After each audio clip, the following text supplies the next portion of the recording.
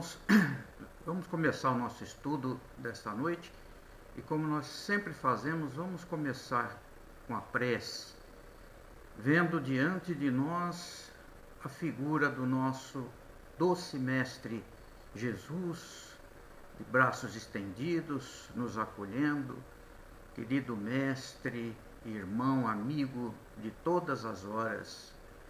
Nós sabemos, Jesus, que somos ainda crianças espirituais, temos dificuldade de compreender tudo o que nos ensinaste e de realizarmos nas nossas vidas aquilo que nos indicaste para atingirmos a felicidade e a perfeição para a qual Deus nos criou. Mas te pedimos, Mestre, nos envolve nos próximos minutos para que sejamos capazes de guardar os teus ensinamentos e nos tornarmos cada vez um pouco melhores. Muito obrigado, Jesus. Graças a Deus, nosso Pai. Meus queridos companheiros, nós vamos hoje estudar do capítulo 8 do nosso livro de estudos, o Evangelho segundo o Espiritismo, dos itens 11 a 14. Se a vossa mão é motivo de escândalos, cortai-a. E é a análise de uma passagem do Evangelho do discípulo Mateus, do capítulo 18, quando Mateus narra que o Mestre Jesus, estando com seus discípulos, eles perguntaram para o Mestre: Senhor, quem será maior no reino de Deus? E Jesus, com a paciência e a doçura de sempre, como ele sempre ensinava os discípulos e nos ensinava, trouxe para junto de si um menino que estava próximo e disse aos seus discípulos: em verdade eu vos digo que aquele que conseguir ser como esse menino é que entrará no reino dos céus. Aquele que acolher um menino como esse é a mim que está acolhendo. Mas aquele que coloca pedras no caminho desses pequeninos é melhor que pegue uma grande pedra e amarre no seu pescoço e se lance ao fundo do mar, porque ai do mundo onde existem os escândalos, e os escândalos são necessários no mundo, mas ai daquele que seja o causador do escândalo. Então, se a vossa mão é motivo de escândalo, cortai-a e jogai para bem longe. Se o vosso pé é motivo de escândalo, cortai-o e jogai-o para bem longe. Porque é melhor entrares na vida sendo um aleijado ou um manco do que arderes no fogo eterno. Se o vosso olho é motivo de escândalo, arrancai-o e jogai-o para longe. Porque é melhor entrares na vida sem um olho do que arderes no fogo eterno.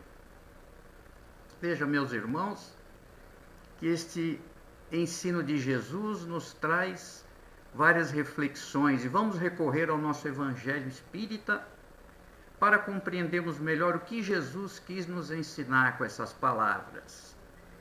Inicialmente, o que o Evangelho nos traz, no ensino dos Espíritos Superiores e do Mestre Kardec, é que a palavra escândalo tem um primeiro sentido, que não está ligado diretamente ao mal em si, ao mal que nós praticamos, ao prejuízo que nós causamos ao próximo, mas está ligado à repercussão desse mal. Está ligado ao que os outros enxergam da nossa má atitude, do mal que nós praticamos e que prejudicar os outros. Está ligado à preocupação que nós temos com aquilo que pensam aqueles que estão olhando de fora, a família, os amigos, a comunidade, é muito mais importante aquilo que os outros estão enxergando em função da nossa atitude do que a própria atitude errada que nós praticamos. Mas será, meus irmãos, nós podemos dizer, mas será possível que nós fazemos isso? Será possível que nós damos mais importância àquilo que os outros pensam do que àquilo que vai dentro de nós mesmos? Eu acredito que não. Pelo menos nós espíritas, não. Eu não sou assim.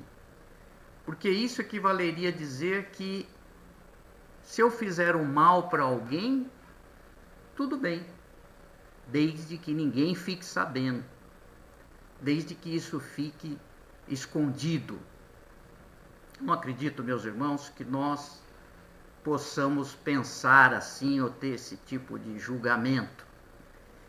Isso talvez aconteça com os companheiros, os amigos de outras religiões, mas não nós, os espíritas.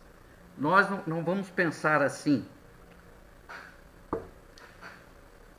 Infelizmente, meus irmãos, isso acontece muito. E Jesus já havia alertado. Em outra passagem que o nosso Evangelho traz também, Jesus já havia alertado contra esse tipo de comportamento. Foi quando ele enfrentou mais uma vez os doutores da lei e disse a eles com a coragem e a franqueza que ele sempre tratava as situações difíceis. Ele disse aos doutores da lei: víboras, vocês são como belos túmulos pintados por fora, mas por dentro estão só os cadáveres e a podridão. E é preciso nós prestarmos atenção nas nossas atitudes e comportamentos, porque a opinião dos outros ainda pesa muito para nós.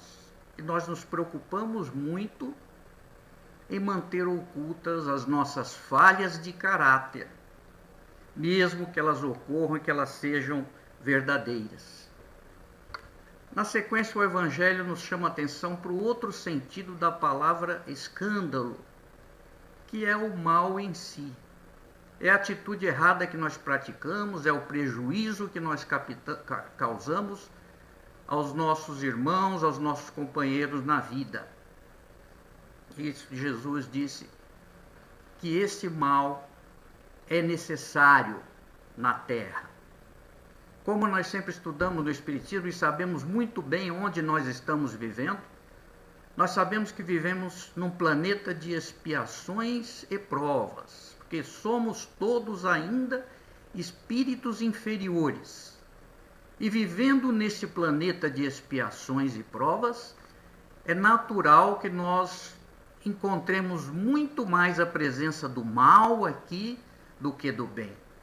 E foi isso que Jesus quis dizer, que nós encontraremos sempre aqui na Terra muito mais o mal, por causa da característica deste planeta, que é um planeta de expiações e provas. E pode nos levar até a achar que então o mal, a presença do mal na Terra, seja uma coisa natural e que seja até aceitável e completamente perdoável. Mas não. E Jesus também alertou: ai daquele que for o causador do mal, ai daquele que causar o prejuízo para esses pequeninos. E quando Jesus fala dos pequeninos, fala das crianças, fala do menino, como já fez em outras ocasiões, Jesus está se referindo aos humildes, que são aqueles que têm muito mais interesse e dedicação em aprender os seus ensinamentos, os ensinamentos de Jesus. Quantos conceitos fundamentais e que nós estudamos também na doutrina espírita nesta fala de Jesus. E veja que aqui ele destaca que é muito mais comum nós praticarmos o mal quando nós estamos no outro grupo, quando nós não estamos no grupo dos humildes, que seriam os pequeninos. Por isso Jesus alertou: ai daquele que colocar pedras no caminho dos humildes. É muito mais fácil nós cometermos o erro de fazermos o mal ao próximo quando nós estamos no outro grupo, no grupo que tem o poder, no grupo que tem o dinheiro. E é este grupo que geralmente causa o mal àqueles humildes com quem está convivendo. Não é só dinheiro e poder que nos leva a colocar as pedras no caminho dos humildes, meus irmãos. Quantas vezes nós temos a oportunidade de conviver com esses pequeninos, com esses humildes que Jesus se referia, aquelas pessoas que são sensíveis, aquelas pessoas que falam baixo, aquelas pessoas que têm um comportamento dócil. E quando nós temos a oportunidade de conviver com essas pessoas, e nós poderíamos aproveitar para aprender com elas e admirar o seu comportamento e a sua atitude, o que nós fazemos? Nós aproveitamos para abusar dessas pessoas que são mais calmas, pacíficos, aqueles que são os mansos. Então, infelizmente, quando nós estamos na condição de ter uma superioridade com relação ao outro, em vez de nós aproveitarmos para aprender, nós acabamos colocando pedras no caminho dessas pessoas. É extraordinário o ensinamento que Jesus traz nessa pequena fala. Veja que ele se refere a um conceito muito importante e esclarecedor que nós estudamos constantemente na doutrina espírita, que é a questão da busca pela purificação que todos nós enfrentamos, a busca pela perfeição relativa. Quando Jesus fala: se a tua mão é causa de escândalo, se o teu pé é causa de escândalo, se a tua visão é causa de escândalo, corta fora e joga para longe. Ele está abordando um conceito importante da reencarnação. É difícil de acreditar, meus irmãos, que nós possamos querer reencarnar na Terra, na condição de mutilados, de aleijados, de cegos. No entanto, as comunicações espíritas, as comunicações dos espíritos que já viveram na Terra e que já partiram, e que a doutrina espírita nos possibilitou o estudo e a realização dessas comunicações, mostra para nós, com provas irrefutáveis, que isto acontece. É difícil de acreditar. Eu, espírito, peço para nascer com uma limitação física, uma limitação que vai diminuir a minha ação, a ação do meu corpo. As comunicações dos espíritos, os ensinamentos dos espíritos comprovam isso para nós. E nós ficamos refletindo como é possível, a que ponto nós chegamos. Mas entendemos que buscamos isso como uma forma desesperada de finalmente deixar de cometer sempre os mesmos erros que nós vimos cometendo, reencarnação após reencarnação. Depois de receber muitas oportunidades, nascermos com corpos perfeitos, com plenas condições de atuar, do nosso espírito atuar na Terra, num corpo perfeito, desperdiçamos essas oportunidades até que chega um momento que dizemos: não tem outra saída para mim aprender, para mim evitar um novo erro. Eu quero nascer com uma deficiência física, porque é o único jeito de eu conseguir o aprendizado que eu tanto busco. Isso acontece porque no mundo espiritual, quando nós estamos libertos dessa prisão que é o nosso corpo, que é a carne, nós adquirimos uma consciência plena, uma consciência mais livre daquilo que nós somos realmente e o que nós temos que realizar, que é a busca da perfeição para a qual Deus nos criou. E assim, com essa consciência, aquilo que Divaldo Franco, o grande médium baiano, o grande conferencista mundial Divaldo Franco chama da consciência cósmica, nós assumimos essa postura responsável e verdadeira de abrir mão, de aceitar certas limitações no corpo que nós vamos usar aqui na Terra, numa busca desesperada de finalmente conseguirmos a purificação da nossa alma. No livro Consolador, escrito pelos companheiros espíritas da cidade de Pedro Leopoldo, usando a mediunidade fantástica de Chico Xavier, e formulam cerca de 500 perguntas ao grande mentor do Chico e também o mentor da humanidade, o Espírito Emmanuel. Na questão 303, os nossos companheiros perguntam ao grande mentor: qual é o sentido do ensinamento evangélico que diz: todos os seus pecados serão perdoados, exceto aqueles que forem cometidos contra o Espírito Santo?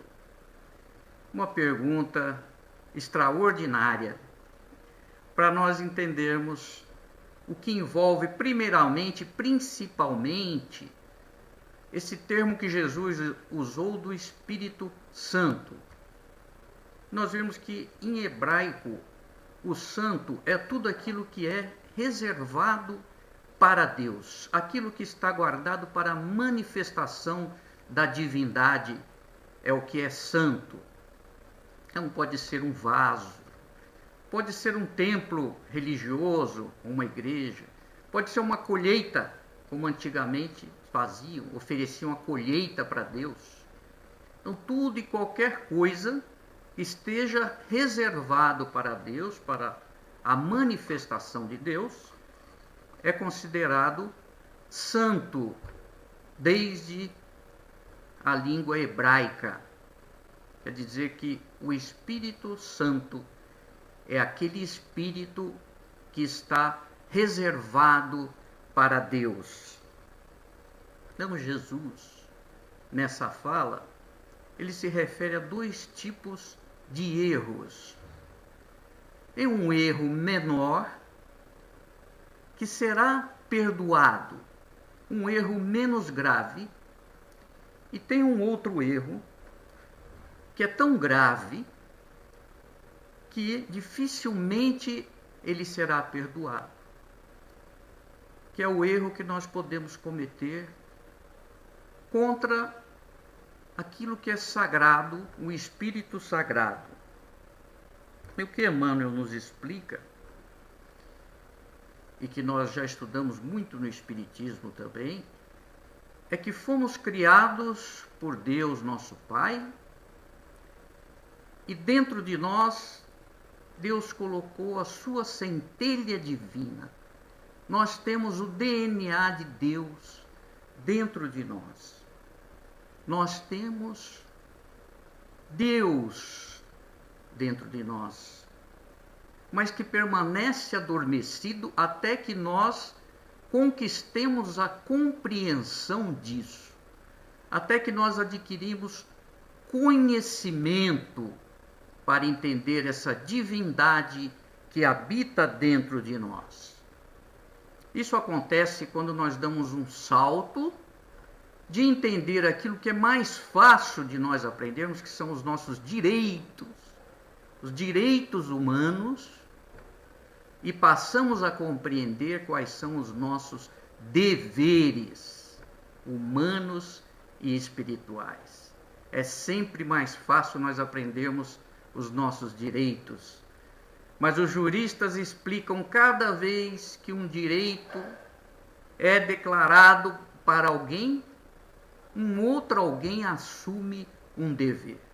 Para que um possa exercer o seu direito, um outro tem que cumprir com o seu dever. Nós estamos vivendo isso numa escala diferente agora. Para que a sociedade tenha o direito à sua saúde, surgiram muitos deveres para que nós individualmente tivéssemos que cumprir. Lavar as mãos, não sair de casa, evitar os abraços, evitar os beijos, não tossir nem espirrar em cima do próximo. São os deveres que nós temos que cumprir para que a sociedade possa ter o direito à saúde. Não quando nós adquirimos o conhecimento e a noção dos deveres que temos como espíritos e como seres, é que nós conseguimos acessar essa centelha divina que tem dentro de nós, esse DNA divino. E a partir deste momento, Deus é que passa a guiar as nossas vidas, não de fora de nós, mas de dentro de nós mesmos. O princípio divino começa a atuar, é como se nós ganhássemos um poder e que passa a guiar os nossos passos e nos orientar de dentro de nós mesmos. Neste momento, aumenta a nossa responsabilidade. E foi isso que Jesus quis dizer. Enquanto nós somos como crianças, não temos o conhecimento desses deveres, não temos o conhecimento desse potencial divino que nós temos, quando nós erramos, é muito mais suave a cobrança. Porque como se vai cobrar da criança uma atitude de adulto? Então nós erramos por ignorância, por não termos o conhecimento pleno ainda dos nossos deveres e do potencial divino que temos. Então a reparação desses erros também é mais suave. Somos tratados como ignorantes com relação às leis de Deus, a parte mais importante das leis de Deus. No entanto, quando nós já temos esse conhecimento, assumimos essa responsabilidade de entendermos os nossos deveres espirituais e deveres morais, então é aquilo que Jesus diz, que é pecar contra o Espírito que foi reservado para Deus. E Emmanuel diz, é pecar contra nós mesmos. E aí é que são as nossas falhas mais graves.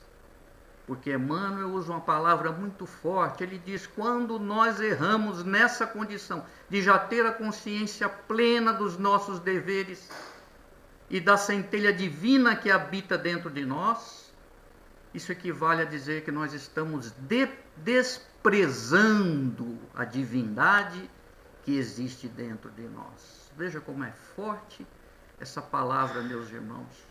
Nós estamos desprezando aquilo que há de mais sagrado dentro de nós.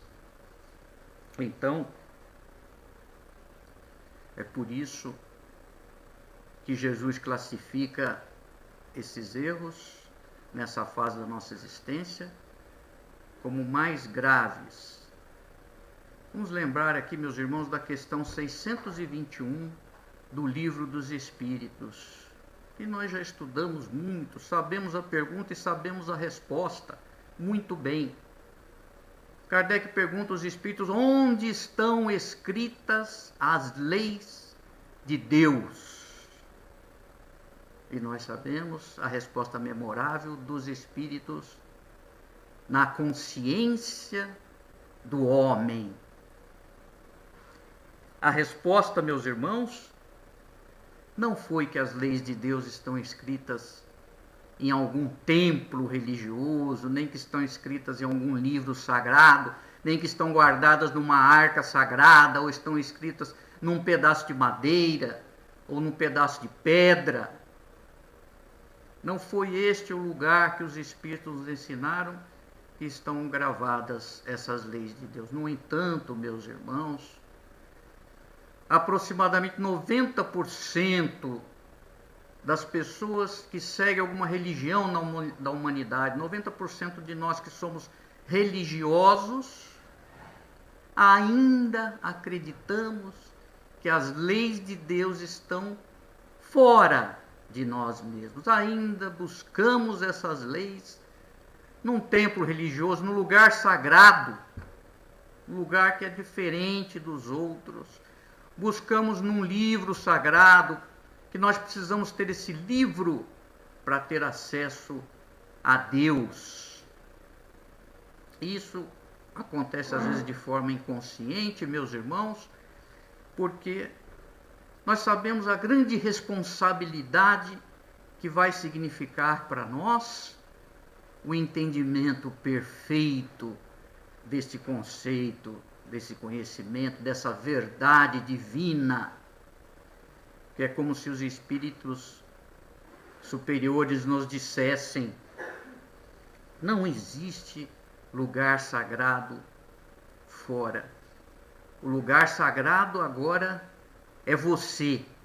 Onde quer que você esteja, o lugar sagrado está dentro de você. E neste momento a nossa responsabilidade aumenta muito.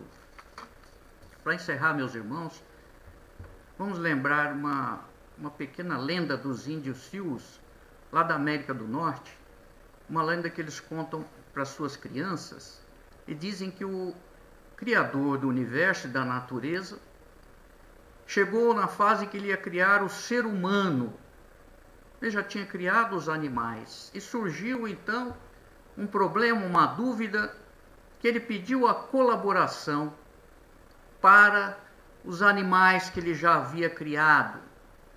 Chamou esses animais para ouvir a opinião deles. O problema que havia surgido é que ele queria dotar essa nova criatura, o ser humano, com um poder especial, e queria compartilhar parte do seu poder criador, do seu potencial, da sua divindade com essa nova criatura. Mas esse poder era tão especial e tão grandioso que ele queria que a criatura só acessasse esse poder quando ela atingisse um certo nível de conhecimento, de esclarecimento. Não queria que a criatura acessasse esse poder antes disso, antes dela ter essa maturidade, esse desenvolvimento. E foi para isso que ele chamou, então, as suas criaturas, os seus animais, para ouvir sugestões. Falou, então, primeiro a águia, representando as aves. E a águia diz: meu senhor, coloque esse poder na lua, porque o ser humano vai demorar para atingir uma altura tão grande. Mas o Criador discordou, ele falou: não serve, porque este ser vai ter grande inteligência, grande ousadia e grande curiosidade. Eu estou certo que ele chegará à lua antes mesmo de ter adquirido o conhecimento e a maturidade para usar este poder que eu vou lhe dar. Então veio o tubarão, majestoso, representando os peixes, e diz: meu senhor, coloque esse conhecimento no fundo do mar, porque essa criatura vai demorar para encontrar. E o senhor disse: não, também não acho, porque com a sua curiosidade, inteligência, ousadia, rapidamente ela vai explorar o fundo do mar também, e vai chegar ao conhecimento antes de ter a maturidade, antes de ter a responsabilidade necessária para usar esse conhecimento. Então, em nome dos animais terrestres, falou o búfalo, que para os índios é considerado o animal mais majestoso na terra. E o búfalo diz: senhor, coloque nas entranhas da terra, esconda nas profundezas da terra, o senhor vai ver que esse ser não vai conseguir encontrar tão cedo, só vai encontrar quando ele tiver desenvolvido a sua responsabilidade, o seu conhecimento. E o senhor diz: não, é o mesmo problema. Na terra, no meio da terra, eu vou colocar pedras preciosas, minerais preciosos. Esse ser vai usar a terra para plantar. Rapidamente ele vai descobrir esse poder se eu escondê-lo na terra. Então, quebrando o protocolo ali que estava estabelecido, né, de forma ousada, de forma atrevida, o tatu pediu para falar.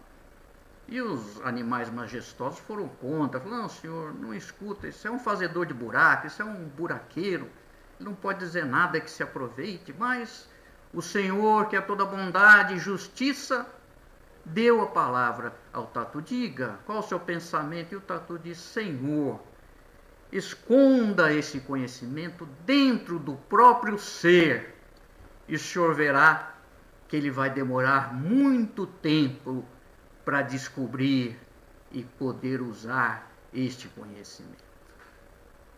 Meus irmãos, que Jesus nos acompanhe, que Jesus nos proteja nessa próxima semana. É isso que nós vamos pedir nesse momento, fechamos nossos olhos para mais uma vez vermos a figura luminosa do Mestre nos abençoando.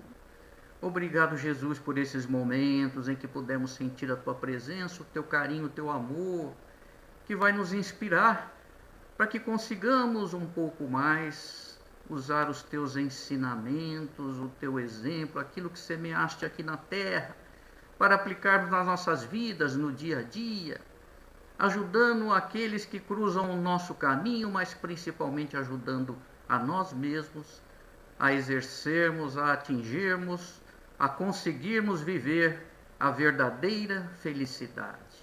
Muito obrigado, Mestre Jesus, graças a Deus, nosso Pai.